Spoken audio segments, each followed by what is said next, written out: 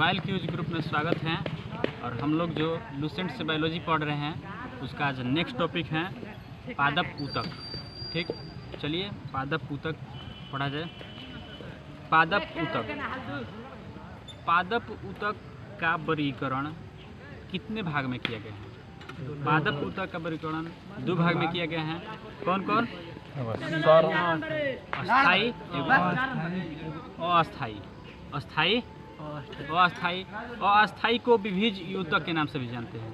ठीक, अस्थाई को विभिज ऊतक के नाम से जानते हैं। अस्थाई ऊतक हैं तो विभिज ऊतक के भी 3 प्रकार हैं। कौन कौन? तो शीर्ष विभिजतक, पार्श्व विभिजतक तथा अंतर्वेशी विभिज ऊतक हैं। ठीक, इसके बाद हम लोग चलते हैं अस्थाई ऊतक के बाद। अस्थाई ऊतक वर्गीकरण भी 2 भाग में किया गया है। कौन कौन? सरल ऊतक, जटिल ऊतक में किया गया है। ठीक, सरल ऊतक का भी 3 पार्ट हैं, ब्रेनकाइमा, कोलेनकाइमा तथा स्क्लेरेनकाइमा। ठीक, कोलेनकाइमा, ब्रेनकाइमा तथा स्क्लेरेनकाइमा के रूप में 3 भाग में विभाजित किया गया है। जबकि जटिल ऊतक का भी वर्गीकरण 2 भाग में किया गया है। कौन कौन? जाइलम, फ्लोएम में किया गया है।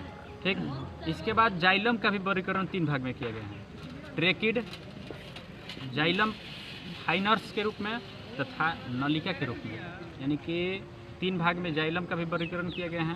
ठीक, चलिए इसके बाद हम लोग जानते हैं कि शीर्ष विभिज ऊतक हैं वो कहाँ पाया जाता है? पेड़ पौधे के किस भाग में शीर्ष विभिज ऊतक पाया जाता है? तो पेड़ पौधे के सबसे ऊपरी भाग तथा जड़ के सबसे निचली भाग, यानी कि पेड़ के जड़ में तथा पेड़ के तना में, यानी कि सबसे टिप पर पाया जाता है। टिप पर पाया जाता है कौन? तो शीर्ष विभिज ऊतक। जबकि पेड़ पौधा में मोटाई बढ़ता है किसके कारण? पार्श्व विभिज ऊतक के नाम, पार्श्व विभिज ऊतक के नाम के कारण बढ़ता है। ठीक, जबकि इसमें आते हैं अंतर्वेशी विभिज ऊतक। अंतर्वेशी विभिज ऊतक पौधा के सभी जोड़ पर पाया जाता है, सभी गांठों पर पाया जाता है। ठीक, जैसे कि घास, उसका जीता जाता उदाहरण घास होगा। ठीक, क्योंकि घास को ऊपर से एक बार काट दिया जाए तो फिर बढ़ जाता है, किसके कारण?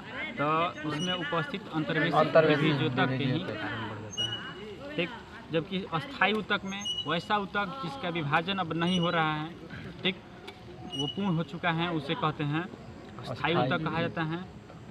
ठीक, इसे 2 भाग में बांटा गया है। ठीक, सरल ऊतक तथा जटिल ऊतक। यानी कि सरल ऊतक में कौन होगा? तो ब्रेनकाइमा, जिसे हम हिंदी में मृदु ऊतक के नाम से जानते हैं। ठीक, मृदु ऊतक के नाम से जानते हैं। ये सरल ऊतक का पेड़ पौधा में इसे मृदु ऊतक तथा स्थूल कोण ऊतक को जीवित कोशिका के नाम से जानते हैं। यानी कि सरल जीवित कोशिका कौन कौन होगा? तो ब्रेनकाइमा तथा कोलेनकाइमा होगा। ठीक, जबकि मृत ऊतक के नाम से किसे जाना जाता है? स्क्लेरेनकाइमा को मृत ऊतक के नाम से जाना जाता है। ठीक, इसके बाद हम लोग पहुँचते हैं जटिल ऊतक। जटिल ऊतक जिसे 2 भाग में बांटा गया है। कौन? तो जाइलम और फ्लोएम। तो ये जाइलम और फ्लोएम पेड़ पौधा में समूहनी ऊतक के रूप में भी काम करता है।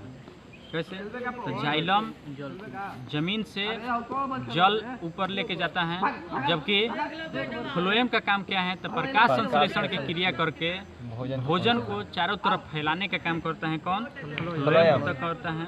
ठीक, जैसे कि इसमें कुछ उदाहरण के रूप में हम लोग पढ़ रहे हैं, जैसे कि जल या खनिज लवण को पहुंचाने का काम कौन करता है? जाइलम करता है। जबकि भोजन को वितरित करने का काम कौन करता है?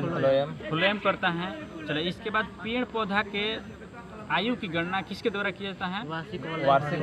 वार्षिक वलयों को गिनकर, जिसे क्या कहा जाता है? किस नाम से होता है? इस विधि को डेंड्रोक्रोनोलॉजी कहा जाता है। ठीक, जाइलम और फ्लोएम क्या है? तो पौधे के समूहनी ऊतक के रूप में काम करता है। ठीक, इसके बाद नेक्स्ट टॉपिक है कल पादप में पुष्प के बारे में हम लोग कल पढ़ेंगे।